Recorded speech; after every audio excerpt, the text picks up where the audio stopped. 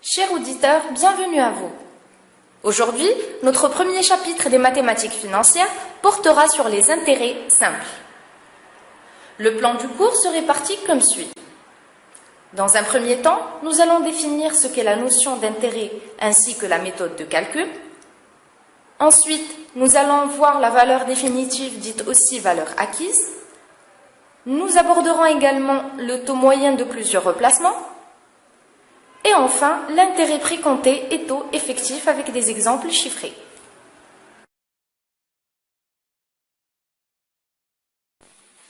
Première partie, définition et calcul pratique. Quelle est la notion d'intérêt? Nous avons dans cet exemple deux personnes, Ayoub et Asma. Ayoub prête à Asma un capital de 10 000 dirhams qu'elle doit rembourser dans 3 mois. Passé un délai de 3 mois, Asma doit rembourser Ayoub du capital initial qui est de 10 000 dirhams dans cet exemple, plus intérêt. Autrement dit, le service rendu par Ayoub à Asma, cette mise à disposition d'Ayoub d'un capital de 10 000 dirhams, suppose une rémunération qu'on appellera intérêt et qui ne sera autre que le loyer de l'argent prêté. Définition. Dans le cas de l'intérêt simple, le capital reste invariable pendant toute la durée du prêt. L'emprunteur doit verser à la fin de chaque période l'intérêt dû. Alors que faut-il retenir? Les intérêts sont versés à la fin de chacune des périodes de prêt. Le capital initial reste invariable et les intérêts payés sont égaux de période en période. Le montant des intérêts est toujours proportionnel à la durée du prêt. Passons maintenant au calcul pratique. Alors, si nous désignons par C le capital placé, T le taux d'intérêt annuel pour 100 dirhams, N la période de placement en année et I l'intérêt rapporté par le capital C. D'où l'intérêt se calcule comme suit. Intérêt égale à capital multiplié par le taux multiplié par N sur 100. Les 100 correspondent au pourcentage du taux. Alors, si la durée est exprimée en jours, intérêt égale à capital multiplié par le taux multiplié par le nombre de jours et divisé par 36 000. Si la durée est exprimée en mois, intérêt égale à capital multiplié par le taux multiplié par le nombre de mois et divisé par 1200. Si la durée est exprimée en années, on retient la première formule. Intérêt égale à capital multiplié par le taux multiplié par le nombre d'années et divisé par 100. Exemple. Un capital de 1500 dirhams prêté pendant 2 ans à un taux annuel de 4,5% fournira un intérêt de I égale à 1500 multiplié par 4,5 multiplié par 2 divisé par 100 égale 135 dirhams. Après 2 ans, donc le montant global à rembourser est constitué d'un capital initial qui est de 1500 dirhams, plus le cumul d'intérêts sur les 2 ans qui est de 135 dirhams, ce qui donnera un montant de 1635 dirhams. Qu'est-ce que la valeur définitive?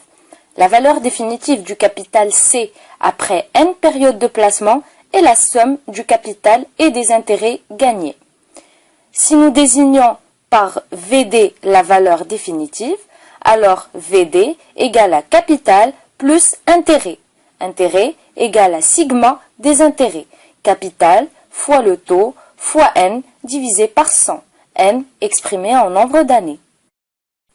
Passons maintenant au taux moyen de plusieurs placements, soit les sommes d'argent placées à des taux variables et pendant des durées différentes. Capital 1, taux T1, durée J1. Capital 2, taux T2, durée J2. Capital 3, au taux T3, durée J3. Intérêt global égal capital 1 multiplié par le taux 1 multiplié par J1 plus capital 2 multiplié par le taux 2 multiplié par J2 plus capital 3 multiplié par le taux 3 multiplié par J3. Le taux divisé par 36 000. Définition du taux moyen. Le taux moyen de ces 3 placements est un taux unique qui applique l'ensemble de ces 3 placements, donne le même intérêt global.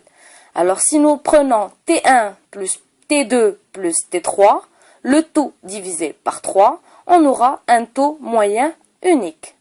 D'où intérêt global égale capital 1 multiplié par taux moyen multiplié par J1 plus capital 2 multiplié par taux moyen multiplié par J2 plus capital 3 multiplié par taux moyen multiplié par J3, le tout sur 36 000. Le calcul du premier intérêt global et le deuxième intérêt global sont identiques.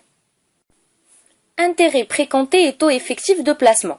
Il existe deux manières de paiement des intérêts, soit par versement unique lors du remboursement final de prêt, paiement des intérêts le jour du remboursement du prêt par exemple. On dit que l'intérêt est post-compté. Soit par avance au moment du versement du capital, les bons de caisse par exemple, c'est-à-dire paiement des intérêts le jour de la conclusion du contrat de prêt. Ces deux modes de calcul ne sont pas équivalents du point de vue financier. Le taux effectif dans le deuxième cas est toujours un peu plus élevé.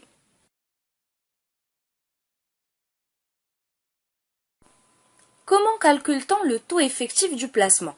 On calcule le taux effectif du placement à chaque fois que les intérêts sont précomptés et que l'intérêt est calculé sur la base de la valeur nominale.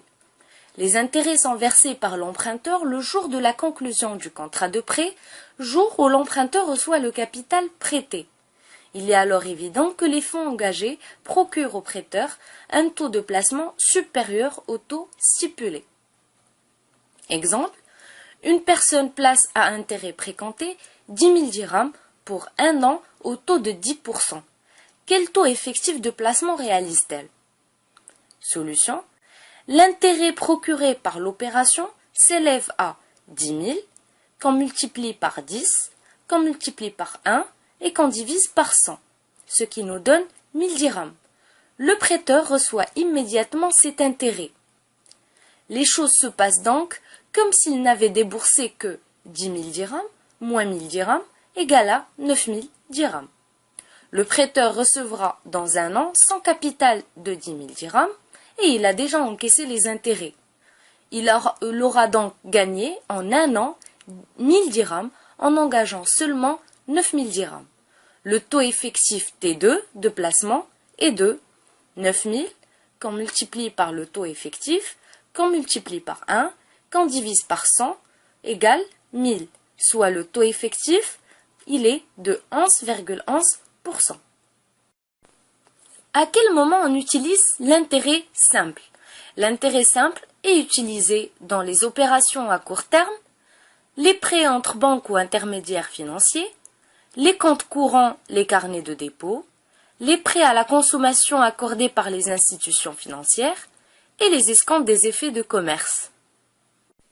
J'espère que le chapitre sur les intérêts simples a bien été assimilé. L'équipe Kezako vous remercie pour votre attention et vous dit à la prochaine pour un nouvel épisode.